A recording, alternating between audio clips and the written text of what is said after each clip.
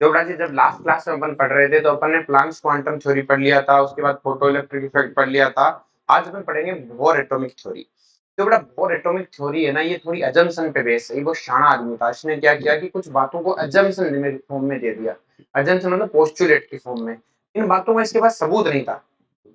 उसी को अजम्पशन बोलो कि मेरे पास प्रूफ नहीं है कि ये बातें आई कैसे, लेकिन ये इसने ये बात जरूर कही कि मुझे इन बातों का नहीं पता कैसे आ रही है, लेकिन ये बातें सच है।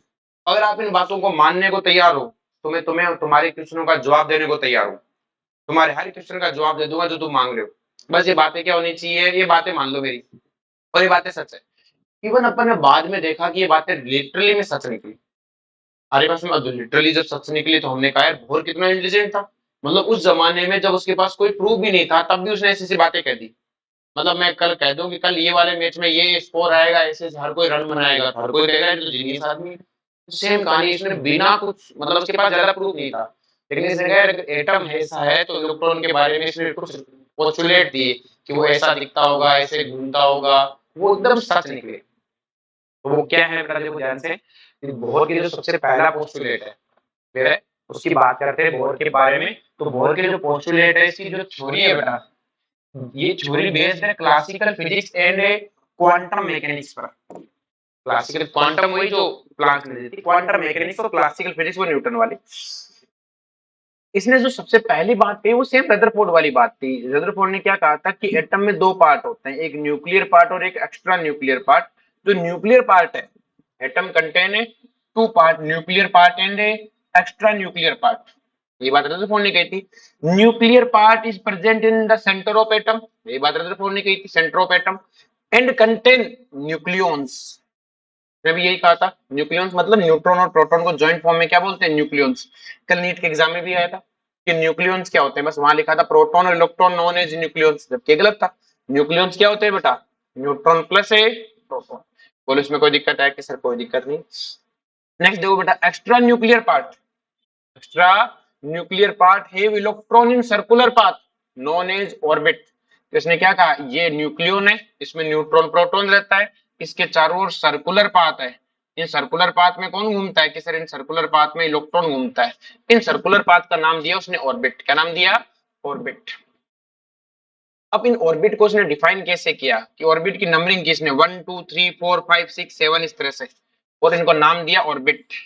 नंबरिंग थी 1 2 3 4 5 6। साथ में इसने इनका नाम भी रखा। क्या नाम रखा बेटा, के से स्टार्ट करना है, K L M N O P Q R S ऐसे चलता जाएगा। तो ये 1 2 3 4 5 6, ये K L M N O P. अब इनका जब नाम रखा तब इनका नाम रख दिया सेल, और नंबरिंग की तब नाम रख दिया ऑर्बिट।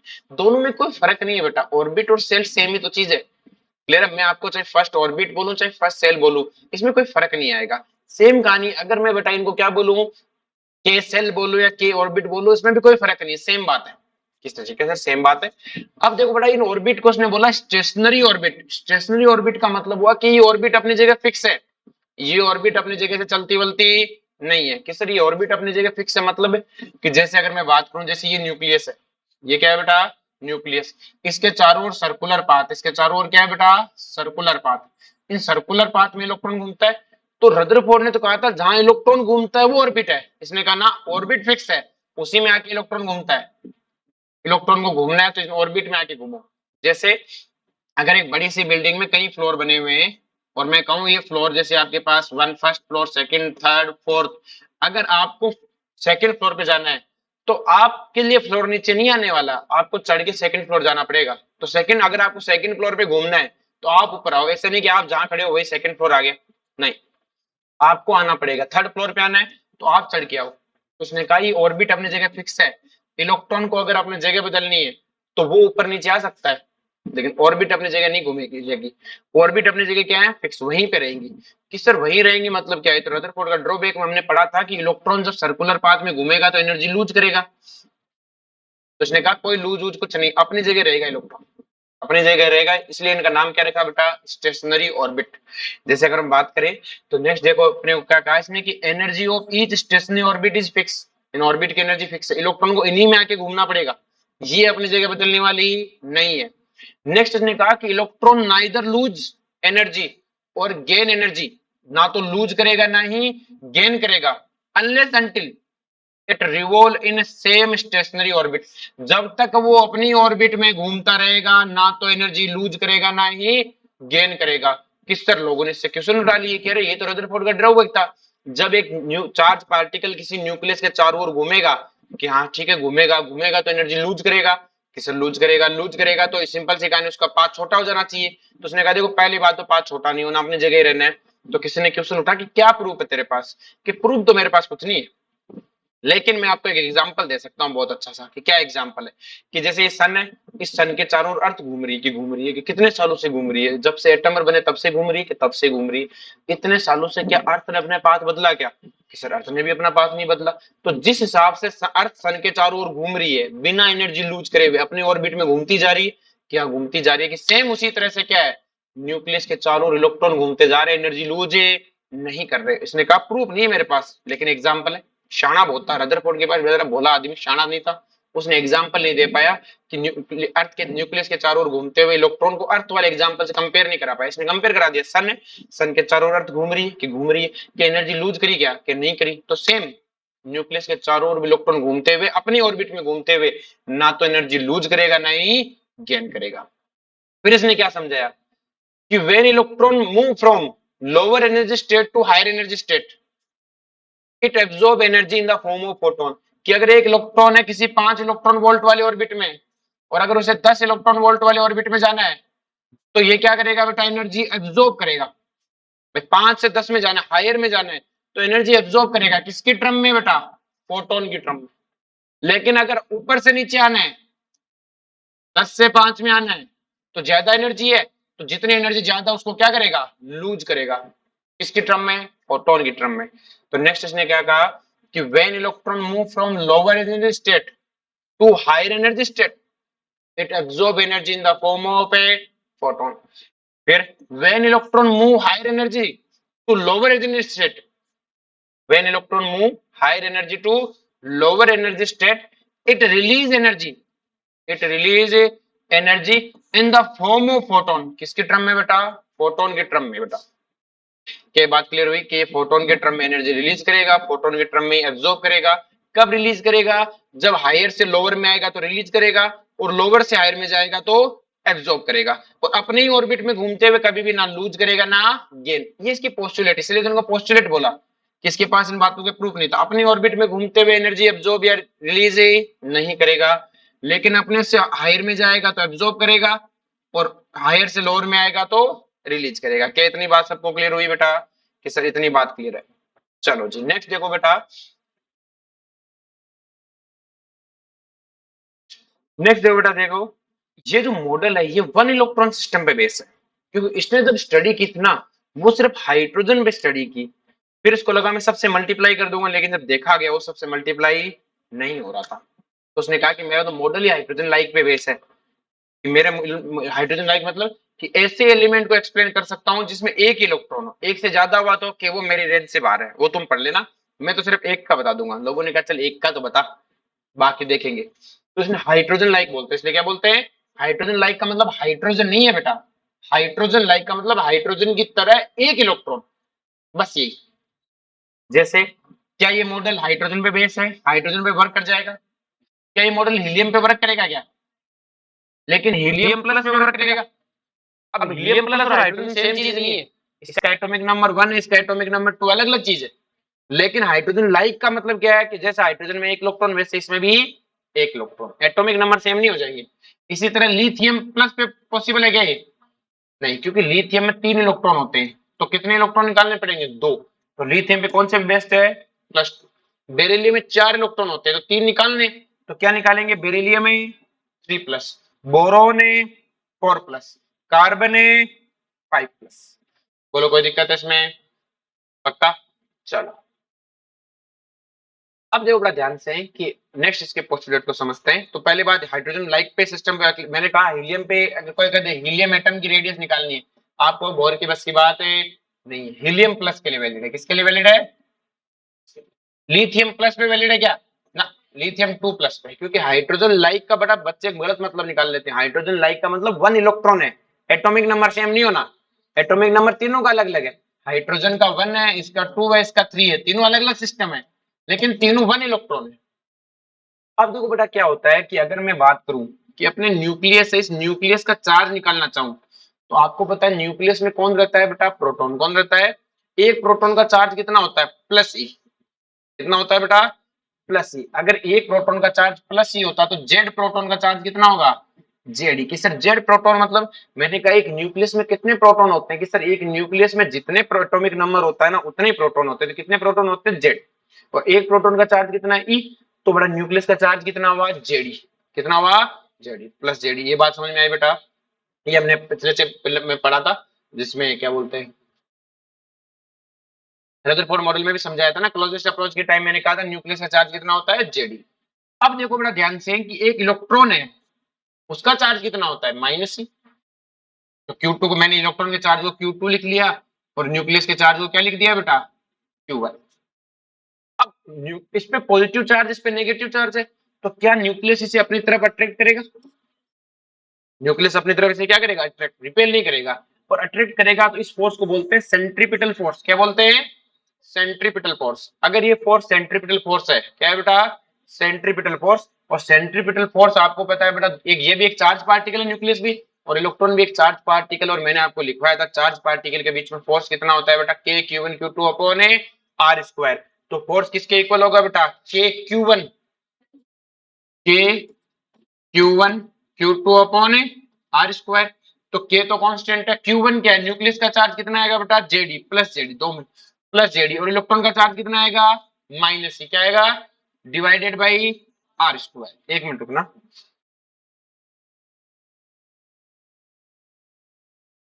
अब दो बड़ा ध्यान से, तो अपने पास क्या है बेटा, घुमाते समय सेंट्रीफ्यूगल फोर्स कहां लगेगा? अंदर की तरफ। और अंदर की तरफ लगेगा तो के Q1 Q2 upon R square. तो के क्या बेटा? जेडी किसका चार्ज है? न्यूक्लियस का। माइनस सी किसका चार्ज है? इलेक्ट्रॉन का। और आर इन दोनों के बीच की डिस्टेंस, तो डिस्टेंस कितनी है बेटा? ऑर्बिट की रेडियस। भाई जिस ऑर्बिट में घूम रहा है वही तो है आर। भाई इन दोनों के बीच की डिस्टेंस क्या है? कि जिस ऑर्बिट में घूम रहा है वही डिस्टेंस आर इनकी क्या है बेटा? बीच की डिस्टेंस चार्ज पार्टिकल के बीच में। तो इस फॉर्मूले से अपना फोर्स कितना आ गया? माइनस के JD square upon A R square. Multiply कर लिया इनको।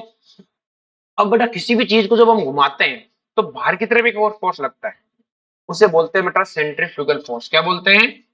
और सेंट्रीफ्यूगल फोर्स हर चीज में सेम होता है। कोई भी चीज उठा लो, सब पे बाहर की तरफ एक फोर्स लगता है, उसे हम बोलते हैं सेंट्रीफ्यूगल। आपको बिलीव ना हो तो एक काम करो, पेन है उसको 10 रस्सी से बांधो और घुमाओ, या पत्थर को रस्सी से बांधो और घुमाओ। जैसे आप पत्थर को रस्सी से बांध के घुमाओगे, यहाँ पे कोई रस्सी नहीं पड़ी, मैं दिखाता।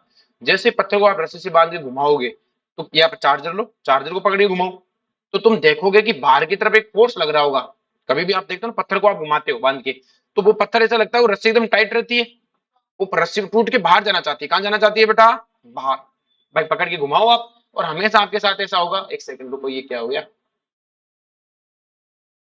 जैसे आप रस्सी से बांध के घुमाओगे तो वो चीज बाहर की तरफ जाना पसंद करेगी। कहां जाना पसंद करेगी? बाहर की तरफ। में देख दो, कोई रस्सी देखता हूँ, एक मिनट, कोई पड़ी हो तो। देखो बेटा, अगर अपन इसको पकड़ के घुमाए तो देखो बाहर की तरफ जा रही है। जैसे मैं रोक दूं तो देखो रुक जाए सर्कल। तो कोई चीज सर्कल में कब घूम रही है? देखो जब आप इसको पकड़े घुमाओगे तो फोर्स फील होगा कि नहीं होगा? देखो ये रस्सी टाइट हो जाती है जब उसको जाता है। क्यों?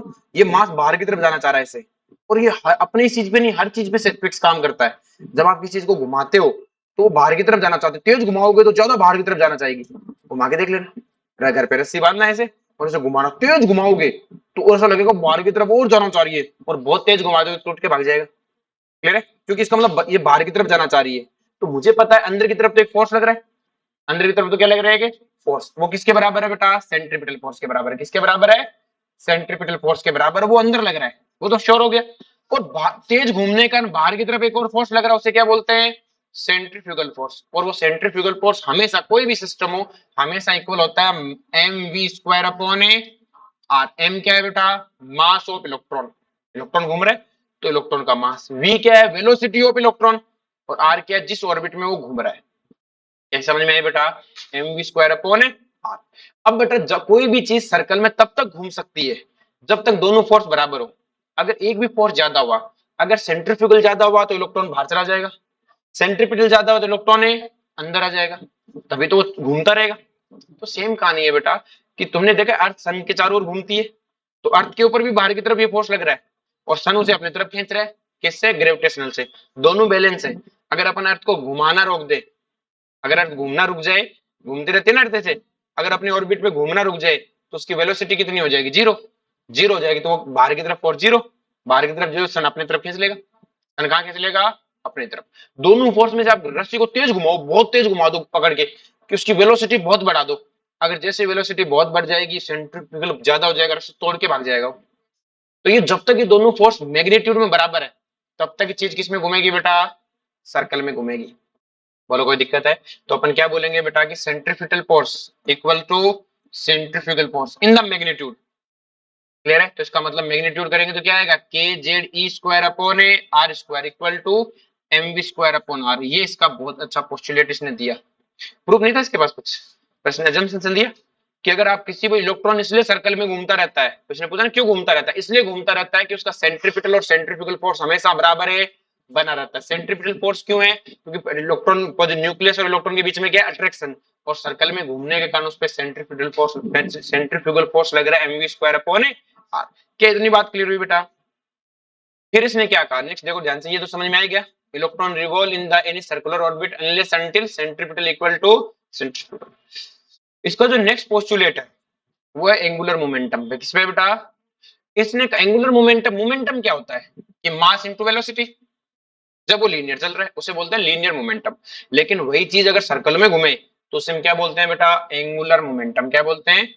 एंगुलर मोमेंटम होता है एमवीआर। क्या होता है बेटा? एमवी क्या होता है बेटा, मास इनटू वेलोसिटी, मतलब सॉरी मोमेंटम। और उसको जिस ऑर्बिट में घूम रहा है, जिस रेडियस में घूम रहा है, उसमें आर से मल्टीप्लाई करते हैं, वो क्या हो जाता है। इसने ये कहा कि ये इक्वल है एनएच अपॉन टू पाई। और एन क्या है बेटा, प्रिंसिपल क्वांटम नंबर या ऑर्बिट नंबर। क्या है बेटा, ऑर्बिट नंबर। जिस ऑर्बिट में वो घूम रहा है, एनएच अपॉन टू पाई, एच प्लांक कांस्टेंट है। अब समस्या ये हुई कि इसको लोगों ने पूछा ये फॉर्मूला आया कहां से, इसने कहा पता नहीं, पर है यही। इसके पास इस बात का कोई प्रूफ नहीं बेटा, ये फॉर्मूला कहां से है। फिर आगे चल के जब चैप्टर के एंड में जाएंगे तो डी ब्रोगली आएगा, वो बताएगा कि झूठा नहीं था ये। वो इस फॉर्मूले को क्या करेगा, प्रूफ, क्या झूठा नहीं था, बहुत तेज आदमी था। इसके पास कोई प्रूफ नहीं, लिटरली इसने कहा मुझे नहीं पता, आएगा यही, आएगा यही। हमारी बात में उसने कहा इतना इतना आना चाहिए, मेरा अंदाजा कहता है, मेरा अंदाजा कहता है। तो यही तो कहता है ना, कुछ लोग मतलब गॉड गिफ्टेड होता है ना। हो सकता है भगवान चाहता हो कि यार ये इंसान कितने सालों से एटम एटम कर रहे हैं, इनको कुछ पता तो लग नहीं रहा, मैं एक जने को कुछ बता देता हूँ, कुछ हिंट दे देता हूँ, इस एक को हिंट दूंगा सबको बता देगा, इसके दिमाग में डाल देता हूँ, सबको बता देगा, कहानी खत्म। अरे बात में तो इसको कैसे आया ये जाने, इसका राम जाने, पर इसने कहा कि angular momentum n h upon two pi. N क्या है बेटा, प्रिंसिपल क्वांटम नंबर, ऑर्बिट का नंबर। और ऑर्बिट के नंबर हमेशा 1 2 3 4 नेचुरल नंबर ही होंगे, जीरो नहीं हो सकता। तो 1 2 3 4 ये नेचुरल नंबर है, तो एन क्या है बेटा, फिक्स। एन क्या है बेटा, बोलो कोई दिक्कत है? यहाँ तक समझ में आया बेटा? अब जब एन की वैल्यू कितनी हो सकती है, इनफाइनाइट। कि सर 1 2 3 4 ऐसे चल सकता है कि सर आपकी बात, मैंने एन की वैल्यू तो इनफाइनाइट ले ली, लेकिन K L M N O P ये तो जेड तक ही जाएंगे, और आप वो कहते हैं नंबर तो इनफाइनाइट है, फिर उनका नाम फिर क्या करेंगे? अरे इन्होंने क्या किया, जेड के बाद Z1 Z2 Z3 ऐसे स्टार्ट कर दिया। क्लियर है? इसलिए नंबर भी इनफाइनाइट है, अल्फाबेट भी इनफाइनाइट तक जाएगा ना, 1 2 3 करके। यहाँ तक कोई दिक्कत है? अब बेटा इसने नेक्स्ट चीज देखो बेटा, कि अगर मैं ऑर्बिट फर्स्ट है तो अपना एंगुलर मोमेंटम क्या आएगा, h upon A two pi. Two पे कितना आएगा, 2h upon A two pi. Three पे क्या आएगा, 4 पे, 5 पे। तो इसका मतलब अपन देखो एक एंगुलर मोमेंटम, तुम्हें नहीं लगता इस h अपॉन टू पाई का मल्टीप्लाई आ रहा है? और यही तो क्वांटाइजेशन होता है कि कोई एक वैल्यू है वो बार बार रिपीट हो रही है, उसका इंटीजर मल्टीप्लाई चल रहा है। तो इसे अपन क्या बोलते हैं, क्वांटाइजेशन कंडीशन। क्या बोलते हैं बेटा, quantisation condition. Electron revolve in only दो circular orbit for which the angular momentum is integral multiple of h upon two pi. h upon two pi का, h अपॉन पाई नहीं, h अपॉन टू पाई का integral multiple. जैसे charge हमें e के multiply में मिला था, हमने ये नहीं कहा था इंटीजर, फ्रैक्शन में मिल सकता है, लेकिन जो सबसे छोटी वैल्यू थी उसी का बार बार क्या हो रहा था, इंटीजर मल्टीप्लाई। तो सेम कहानी h अपॉन टू पाई का बार बार क्या हो रहा है, आगे बात सुन में। तो अपना एंगुलर मोमेंटम L किसके इक्वल, एन एच अपॉन है टू पाई। अब जैसे अपने को ये पूछ लिया कि 1.5 h अपॉन पाई पॉसिबल है क्या, क्यों नहीं हो सकता बेटा, ये h अपॉन पाई है, जबकि अपना होना चाहिए h अपॉन 2 पाई। अगर मैं इस फॉर्मूले को ऊपर नीचे 2 से मल्टीप्लाई कर दूं, ऊपर भी और नीचे भी, पॉसिबल है। जैसे मल्टीप्लाई किया तो 3h अपॉन 2 पाई बन गया कि नहीं बन गया। और h अपॉन 2 पाई का देखना है, h अपॉन पाई का नहीं, तो पॉसिबल हुआ कि नहीं हुआ है। इसी तरह इसको भी मैं अगर ऊपर नीचे 2 से मल्टीप्लाई कर दूं तो 5 अपॉन 2 पाई पॉसिबल है कि नहीं है। अब बड़ा 3.5 h अपॉन 2 पाई पॉसिबल है, ऊपर नीचे 2 से मल्टीप्लाई नहीं करना क्या। कि सर h अपॉन 2 पाई तो पहले से ही है, क्यों मल्टीप्लाई करना 2 से। अगर 2 से मल्टीप्लाई करते हो तो h अपॉन 4 पाई हो जाएगा, हमें h अपॉन 2 पाई से देखना है, h अपॉन 2 पाई से। इसको कर दें ऊपर नीचे 2 से मल्टीप्लाई, क्योंकि सर इसको आप 2 से मल्टीप्लाई कर भी दोगे ना तो ये कितना होना है बेटा 4.5 h अपॉन 2 पाई। बोलो कोई दिक्कत है। तो ऐसे क्वेश्चन आते हैं बेटा कि कौन सा एंगुलर मोमेंटम पॉसिबल है, तो आप पहले तो देखना कि जैसे मैं लिख दिया 4h अपॉन 2 पाई पॉसिबल है क्या, हाँ पॉसिबल है। h अपॉन 2 पाई का यहाँ इंटीजर होना चाहिए, अगर मान लो वो h अपॉन पाई दिया तो 2 से मल्टीप्लाई करो, इसमें मत मर जाना बेटा, h अपॉन 2 पाई देख के कहीं कर दो आगे बात ना, क्योंकि वो पहले मल्टीप्लाई है, इसमें कर भी दोगे तो भी कोई फायदा नहीं है। तो out of infinite stationery orbit, हमारे पास इनफाइनाइट ऑर्बिट है, इलेक्ट्रॉन विल रिवॉल्व इन दो circular orbit in which its angular momentum is a integer multiple of a h upon 2 pi। और यही क्या है बेटा एंगुलर मोमेंटम का क्वांटाइजेशन, क्या है बेटा, तो क्वांटाइजेशन की मिनिमम वैल्यू क्या है h अपॉन 2 पाई। जैसे चार्ज की मिनिमम वैल्यू e थी, वैसे इसकी मिनिमम वैल्यू क्या है h अपॉन 2 पाई। बोलो कोई दिक्कत है इसमें, यहाँ तक क्लियर है। नेक्स्ट अपन पढ़ते हैं बेटा mathematical phenomena of bore theory, कि बोर थ्योरी का मैथमेटिकल फिनोमिना क्या है, क्लियर है। तो सबसे पहले अपन पढ़ेंगे बेटा calculation for radius of orbit, कि ऑर्बिट की रेडियस कैसे निकाले। अरे बात में, तो देखो बेटा सबसे पहले हमें इनकी रेडियस निकालना सीखनी है। तो अपने को पता है बेटा कि पहला पोस्टुलेट क्या था बेटा, कि centripetal force equal to centrifugal force, दोनों को बराबर कर दिया। मॉडुलस लिया तो क्या है बेटा K Z square upon R square equal to M V square upon R. बोलो कोई दिक्कत है इसमें। नेक्स्ट देखो बेटा ध्यान से, अगर अपने को एक फॉर्मूला पता है M V R equal to किसके बराबर है बेटा, एन एच अपॉन 2 पाई के, एम वी आर इसी के बराबर एन एच अपॉन 2 पाई के। इसमें कोई दिक्कत है कि सर इसमें कोई दिक्कत नहीं, एम वी आर तो होता ही एन एच अपॉन 2 पाई है। अब देखो बेटा ध्यान से कि अगर मैं वेलोसिटी निकालू, क्या निकालू बेटा, वेलोसिटी, तो इस ये सेकंड पोस्टुलेट था मेरा, कौन सा पोस्टुलेट था, सेकंड, ये फर्स्ट पोस्ट उससे आया था, और ये लास्ट पोस्टुलेट नहीं था M V R equal to N H upon 2 pi. तो अगर मैं यहाँ से वेलोसिटी निकालूं तो वेलोसिटी किसके इक्वल है, एन एच अपॉन 2 पाई, एम आर को उधर डिवाइड कर दिया, ये अपनी आ गई इक्वेशन सेकंड। अगर मैं इक्वेशन फर्स्ट में इक्वेशन सेकंड को पुट कर दूं, ये इक्वेशन फर्स्ट है बेटा, इसमें मैं वेलोसिटी की जगह इस वेलोसिटी की फॉर्मूला वैल्यू को उठा के पुट कर दूं, क्लियर है। तो अपने पास इक्वेशन क्या आएगी, K Z square upon R square, देखो एम अपॉन आर, वी की जगह रख रहा हूं तो वी की जगह रखूंगा तो क्या आएगा, N square H square divided by 4 pi square M square R square. मैंने इस वी की वैल्यू को उठा के यहाँ वी यहाँ वी की जगह रखा और स्क्वायर कर दिया। अब जो कॉमन टर्म है उसे काट देंगे, जैसे मास की एक पावर से एक मास की पावर कट जाएगी, माइनस आर स्क्वायर से क्या कट जाएगा, आर स्क्वायर कट जाएगा। बोलो कोई दिक्कत है इसमें। अब अपन को क्या करेंगे बेटा, इधर देखो अपने पास क्या है, रेडियस नीचे क्रॉस मल्टीप्लाई कर ले, भाई यही तो है, ये रेडियस रही, रेडियस को क्रॉस मल्टीप्लाई करके इधर भेज दो और इस के जेड स्क्वायर को इधर, तो अपना फॉर्मूला क्या आ जाएगा, N square H square 4 pi square M K Z square. बोलो कोई दिक्कत है इस रेडियस के फॉर्मूले में। अब बेटा मैंने क्या किया, इसे थोड़ा सा छांट के लिख लिया, छांट के लिख लिया मतलब अपन ने ऐसे लिख लिया H square 4 pi M K square into N square upon Z. अगर ऐसे लिखने में तुम्हें कोई दिक्कत है क्या, भाई मैं इस फॉर्मूले में एन स्क्वायर अपॉन जेड को पीछे लिख दूं तो कोई रोएगी क्या, कोई रोएगा तुम्हें से, किसी नहीं रोएंगे, क्यों रोना है, लिखा ही तो है। क्यों लिखा, क्योंकि ये सारे कॉन्स्टेंट है और ये वेरिएबल है, क्योंकि आप अलग अलग एटम के लिए अलग अलग जेड यूज करोगे और हमारे पास तो इनफाइनाइट ऑर्बिट है, हर ऑर्बिट की रेडियस अलग अलग आएगी, हर ऑर्बिट के लिए एन की वैल्यू क्या है 1 2 3, तो एन हो गया बेटा ऑर्बिट, तो एन तो हर एक ही एटम के लिए अलग अलग ऑर्बिट आएंगे। और जेड क्या है, अलग अलग एटम, जैसे ये तो क्या है अपना एटॉमिक नंबर है, तो hydrogen helium plus lithium 2 plus beryllium है 3 प्लस, सबके लिए जेड की वैल्यू अलग अलग है। और एक एटम में कई ऑर्बिट होती हैं तो उनके लिए एन भी अलग अलग है, इसलिए ये दो वेरिएबल और ये सारे क्या है कांस्टेंट।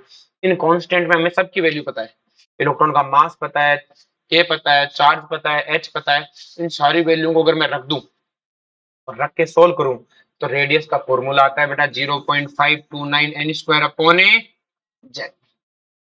रेडियस का फॉर्मूला क्या आता है बेटा 0.529 इंटू एन स्क्वायर अपॉन ए जेड एंगस्ट्रॉम। बोलो कोई दिक्कत है इसमें? पक्का। अब देखो बेटा हमसे यहाँ से हाइपोथेटिकल क्वेश्चन पूछता है, ये तो बेटा अपना फॉर्मूला याद होना ही चाहिए, मोस्ट ऑफ क्वेश्चन तो इसी से बनेंगे। लेकिन क्या होता है बेटा जेई में और नीट में, जे नीट में तो कम हो, जेई में ऐसा बहुत ज्यादा होता है कि वो क्या करता है बेटा इस बड़े वाले फॉर्मूले से भी क्वेश्चन पूछता है। क्लियर है? अब बड़ा वाला फॉर्मूला डिराइव करना आना चाहिए, जैसे मैंने भी सिखाया। करना क्या कि सर कुछ नहीं करना, पहला पोस्टुलेट लेना है। क्लियर है? उससे हमें पहले पोस्टुलेट में सोल्व कुछ नहीं करना है, दूसरा पोस्टुलेट लेके उसमें एंगुलर मोमेंटम वाला उससे वेलोसिटी पहले में रखनी है, और उससे आर स्क्वायर से आर स्क्वायर कट जाएगा, मास से मास कट जाएगा, क्रॉस मल्टीप्लाई करके बना लेंगे। ये तो डाटा रख के आया हुआ फॉर्मूला है। अब हमसे कई बार क्या पूछता है कि हाइपोथेटिकली कहता है कि अगर मैं इलेक्ट्रॉन का मास दुगना कर दूं तो रेडियस पे क्या फर्क पड़ेगा। तो मुझे पता है मास दुगना करना हो तो रेडियस क्या है बेटा, मास के इनवर्स लिए, तो रेडियस क्या हो जाएगी आधी। तो वो पूछ भी ले तो हमें दोबारा ड्राइव नहीं करना है, हमें इसी रेडियस के फॉर्मूले से आंसर निकाल लेना है। और हमें पता है मास दुगुना करने पे जितनी आनी चाहिए उसका आधा। जब मास 4 गुना कर दिया तो रेडियस निकाल लो इससे, उसकी 1/4 कर दो। मतलब आप ये याद रखो कि रेडियस इनवर्सली प्रोपोर्शनल है मास के। अगर वो कहे कि चार्ज की वैल्यू दुगनी हो जाए, चार्ज की वैल्यू क्या हो जाए दुगनी, तो क्या करना चाहिए। तो हमें पता है चार्ज यहाँ रखो और चार्ज का स्क्वायर क्या होता है बेटा 1/4 कर दो। बोलो कोई दिक्कत है? यहाँ तक समझ में आया बेटा? पक्का? एक मिनट रुको।